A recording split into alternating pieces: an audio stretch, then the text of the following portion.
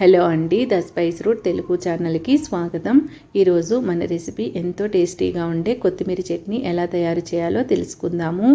ఈ చట్నీ ఫ్రిడ్జ్లో పెట్టకపోయినా ఒక వారం రోజుల వరకు నిల్వ ఉంటుంది. వేడి అన్నంలోకి నెయ్యి వేసుకుని ఈ చట్నీ వేసుకుని తింటే చాలా టేస్టీగా ఉంటుందండి. అయితే ఈ రెసిపీ ఎలా తయారు చేయాలో తెలుసుకుందాము. దీనికోసం స్టవ్ మీద బాండి పెట్టుకొని కొద్దిగా ఆయిల్ వేసుకోవాలి.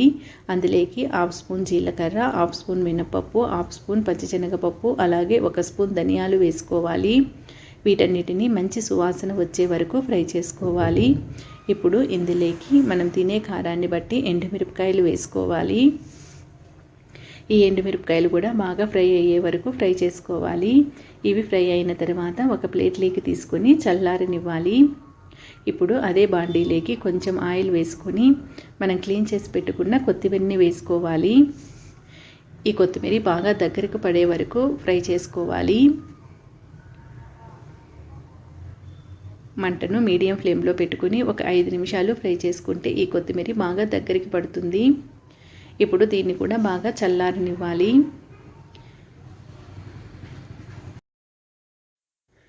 ఈ కొత్తిమీర కూడా చల్లారిన తర్వాత ఒక మిక్సీ జార్ తీసుకొని అందులోకి మనం ముందుగా ఫ్రై చేసి పెట్టుకున్న పప్పులు, ఎండుమిరపకాయలు వేసుకోవాలి. అలాగే ఇందులోకి రుచికి తగిన ఉప్పు వేసుకోవాలి. వీటన్నిటిని ఒకసారి మిక్సీ పట్టుకోవాలి.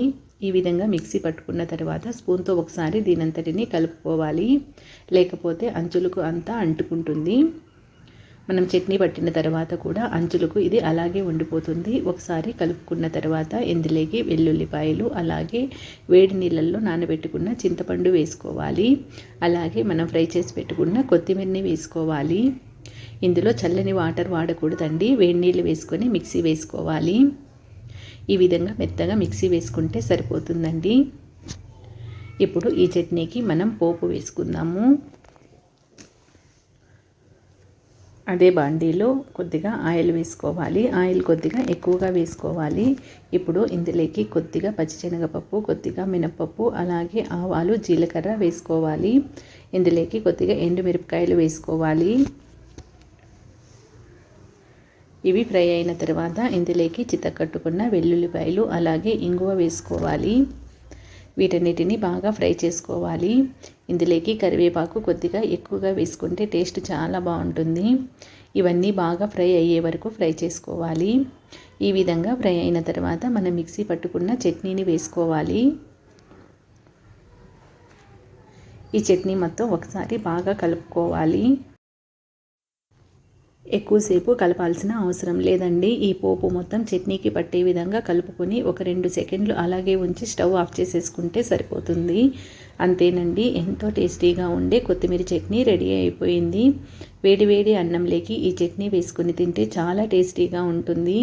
అలాగే దోశ, చపాతీలోకి కూడా చాలా టేస్టీగా ఉంటుందండి.